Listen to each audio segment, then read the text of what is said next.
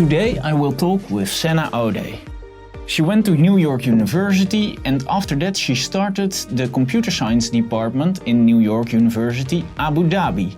She also organized several hackathons and a conference Women in Computer Science. Hi everyone, I'm Odeh. I'm a clinical professor at New York University. So you actually did very many things in your life. Can you maybe take us through it in a chronological order? I immigrated from Palestine and I went to the US, and I think I was interested in science. So I started to take courses and I really loved computer science. It's basically like a puzzle that you can always take these challenging problems and work with them and produce something tangible that you can see the result. There is the creative part, you can bring music, you can bring movies to it. I mean, the fact that we are doing this interview over Zoom at a time like this is quite amazing. So it's a captivating field, and I'm really happy to be part of it. It's a great field. And then the other stage of being at NYU and being a professor there, and also, teaching. I'm very passionate about teaching. And then NYU Abu Dhabi happened. So how did that go when somebody to your office and said, hey Senna, we want to have a computer science department in Abu Dhabi? Or... Yeah, I mean, the Dean of Science actually spoke to me and several professors from the computer science department, and they said, we really would like you to go there.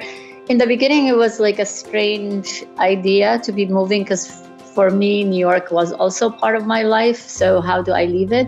But of course, it wasn't forever. So it was basically the plan to be there for a year. I ended up being 3 years there full time. It was really hard for me to come and start a department by myself. It was very, very difficult experience. I needed help. I needed to ask for support. Like, how do you hire people when they don't know about this university, about this region? Not only that, like when I arrived here, only 2 students wanted to do computer science. That's a small class. Yeah, it was so small. I couldn't believe it. So I had to develop a course for the science, computer science, and then a course for the non-computer science, which became very, very successful.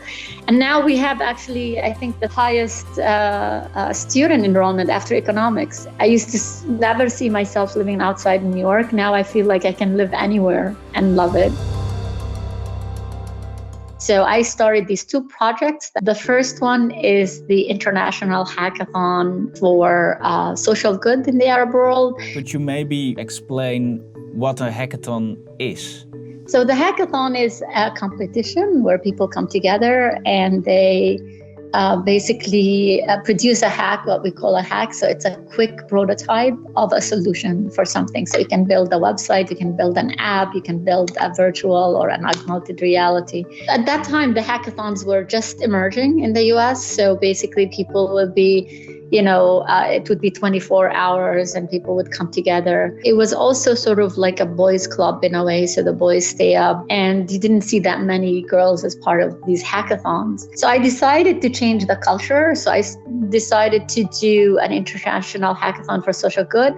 And people would be so excited. Like a lot of people, it was their first time traveling. And they found out that even though they lived on different corners of the world, they had the same aspirations, they had the same passion for computer science. And I'm really a great believer that innovation really happens when people come together from different perspectives and innovate to come up with top solutions. It really works. It's a great idea.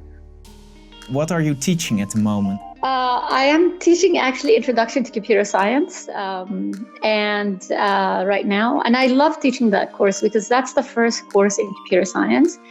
And that's when you open the student eyes on the world of computer science. So you talk about AI, you talk about, the problem in AI and how you can produce an AI that, algorithm that can discriminate against people, because you learn people how to make artificial intelligence to discriminate? A lot of machine learning, which is basically the intelligence that we now is learning from a lot of patterns.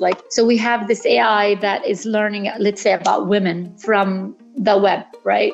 So what are they learning? So you'll see that they are now associating kitchen with women, Black people with monkeys, for example. So it's pretty racist, right? There's so many complex problems in computer science. But if we keep focusing these problems and solve them from one perspective, which is a white male perspective, it's really unfortunate. But for me, the introduction to computer science is a way to bring all these issues into computer science, is the way to talk about the history of computer science, how it was led by women, how women, made advancing into the field. Like a problem for a woman is different than a man. A problem for like a female Black is different than a female Muslim is different. Or maybe it's the same, I don't know. But the more you tend to bring people together from different perspectives, the more that you're going to approach a perfect solution, because you can see something from different angles. So we need a new generation that leads the world and uses and integrates and employs technology to bring a better future.